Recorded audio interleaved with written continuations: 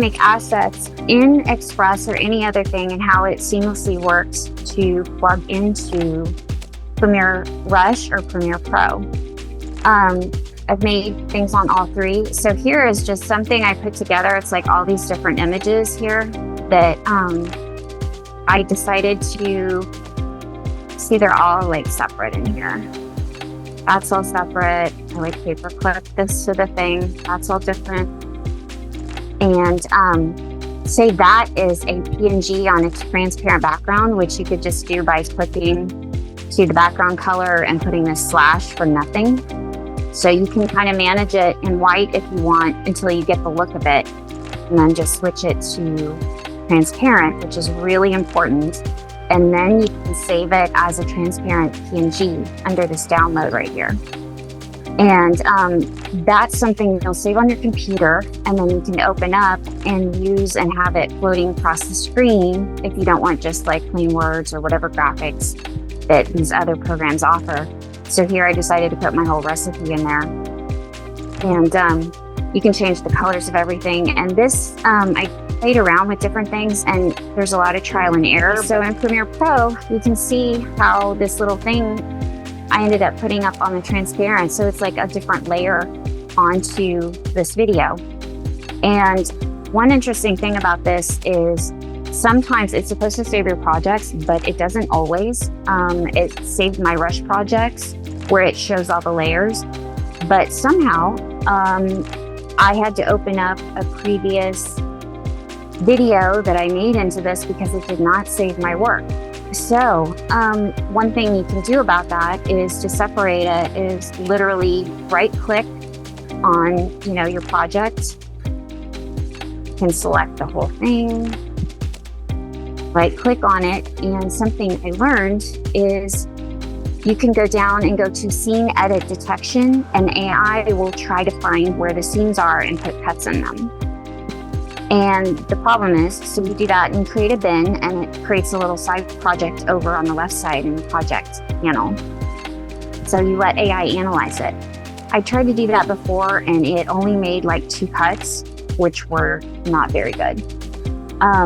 So while it analyzes clips, I can show you how you can make your own cut. If you have to do that and want to rework something, you can go over, and there's this little razor blade tool right here, and you click that, and you come over here and you find your line. You can move it here, or you can move it in the player, in your program monitor, or in your source monitor. And you literally slice it into 2 pieces, so you can slice your scenes and move them around and play with them, which is really awesome. So right now it's analyzing the clip to try to see where my natural cuts are, and I think they're pretty obvious. But sometimes, again, AI works really well, and sometimes it does not. But normally, this little guy up here would be on this top layer on V2. Your main video is on V1, and your audio is A1 or A2. So I had a voiceover, which was on A1, and my music was on A2, but now they've combined it when it's saved. So that's why it's coming out into just 2 levels. But as you add things, you can go more and more layers, and you can have 5 different layers of things. So what I made in Adobe Express here should be like layered in V2. And what you do, and I don't know, maybe the professor can show some extra things, but over in the effects panel, which is being blocked by, there we go, the zoom panel. So your effects panel is how you guide all of that. And we can get into keyframing and different things later, but you can do the timing the same as you do in Express and the same as you do in Rush. And you can decide how you want it to float across the screen, if you want it to get bigger or smaller and expand out, if you want it to rotate. It does some pretty cool things. So, and again, you can zoom through it from here.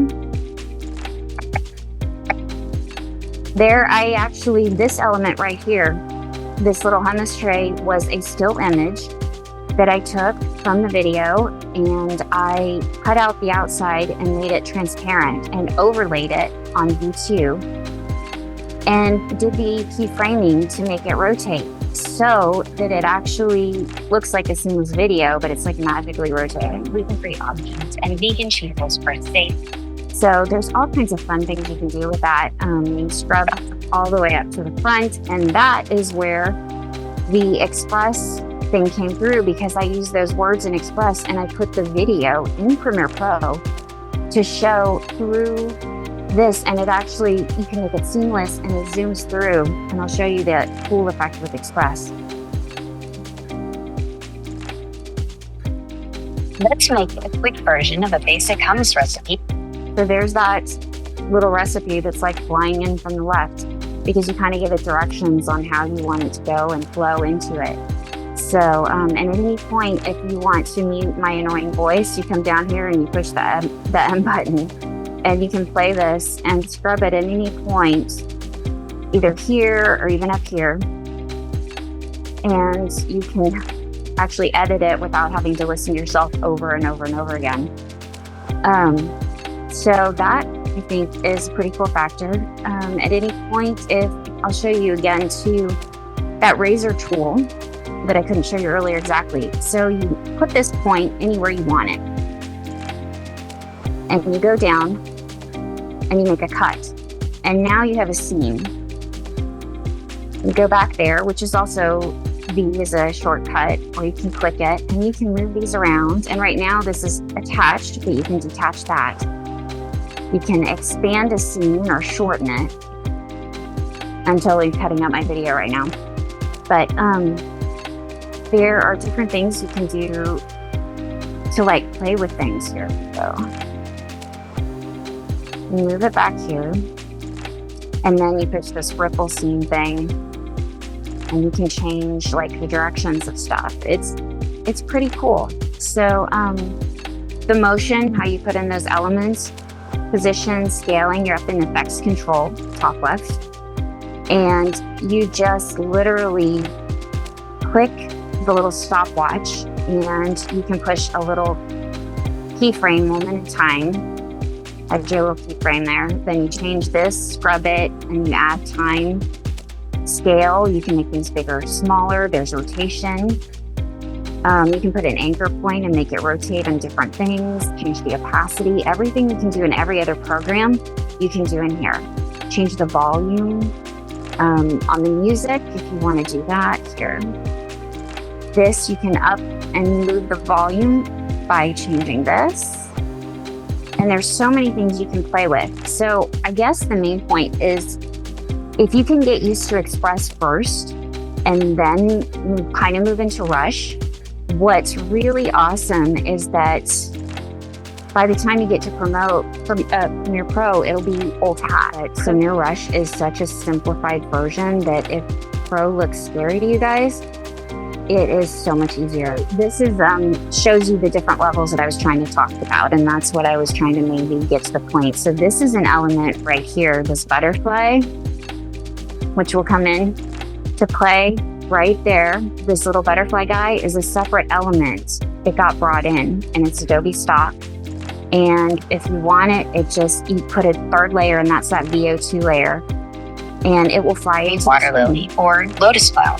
But the method of right there just flies right in. And so you can layer these things, and you can lock and you can close it if you don't want to see something, if you don't want to work with it.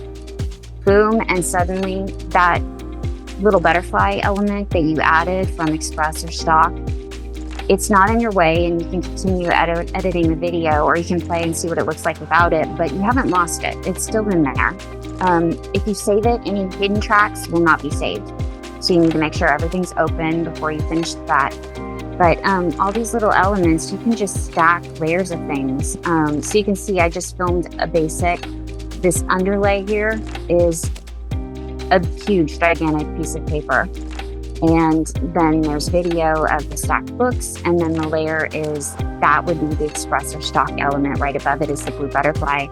And then I did another with this, like flying in elements. You can see over here to the left that there's a little diagram. And I've been making them ever since to leave us calling cards, get well messages. So that little guy just flies in. And same thing with like this other butterfly is another element that just flies right in. And you can fast scrub it with this toolbar that I'm messing with, or you can do it up here. And another method is JKL. K pauses, J goes backwards, Light flowers during certain. and L goes forward. And as many times as you push it, it'll go super fast. And here are these different elements that I was talking about earlier with the layers of me talking and then the layers of the music. So you can see how the music is broken up, and I was able to do those cuts in my voice track that I filmed separately using other Adobe podcasting software, so I sound better than I do now, I'm sure. But you can just cut it wherever you want it and move it along the track to where it corresponds with your video.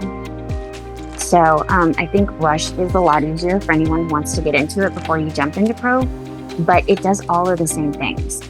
The transitions in between, they're easy. You can just literally click on where you want it to be and click one of these and then pull it over and then drop it and let go.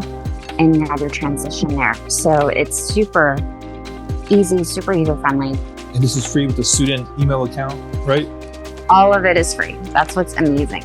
All of it, even the stock. All of this here, I didn't even think of that. That is like here, these origami tulips, they were free. I ended up using like the origami that I do, but these butterflies were free. So that's something you can really play with. The green screen work, I think we really should do in Premiere Pro. But if you're not looking to do any kind of layers like that, that's the only thing that Express is really limited on, is a lot of green screen work. But again, you can import something from one area to the next to move it through there. So I found like the Japanese music in stock and imported that in there. And I did like my voiceover, I did an Adobe podcast. So, and then these elements. So I really ended up using just about everything in the video that I could. But you don't have to add, if you want to add a graphic, you can just go use it like right here. You don't have to make your own like I did, and you have like a lot of choices that you guys may be seeing on some of the programs like from, you know, that offered like Instagram or whatever. You can just put something here and they have so many, like hundreds and hundreds and hundreds of things to choose from. And you can play with everything. If your different scenes really have a different look, you can kind of make them look the same. And again, this is more user-friendly here, but you have more options in Pro. So if you kind of get it the same, but you just want to go a little further with it, or even if a year later you've experimented more with a program and you want to tune it up, you can open it up in Pro like a year from now and refine it and change it. So that I think is what's really cool, because they're all so compatible. And you don't have that with these other programs. You're really, really limited with what you can open up. So this I did a long time ago. And yet this did keep it. It did not keep my hummus video separated.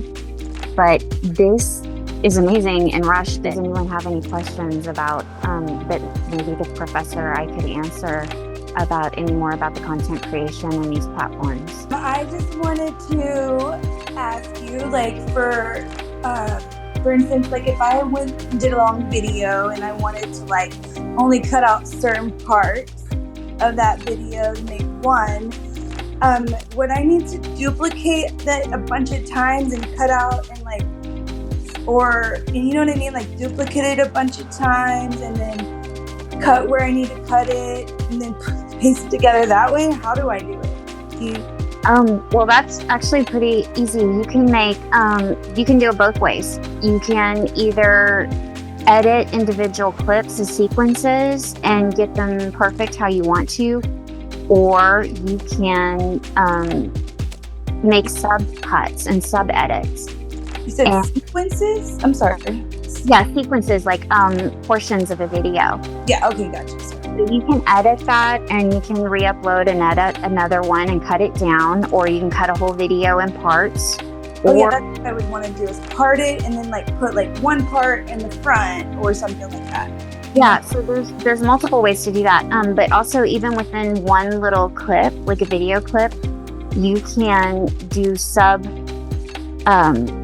clips within them and put those from the master clip down into your timeline and rearrange those as you see fit by dragging and dropping. Interesting. And then take some off of the beginning and take some off the end or extend it. And you can do a ripple edit where you align it and just by moving back and forth between the two and extend it, like make your A side shorter and your B side longer. And you can also change scenes like according to the music because you see the waveforms.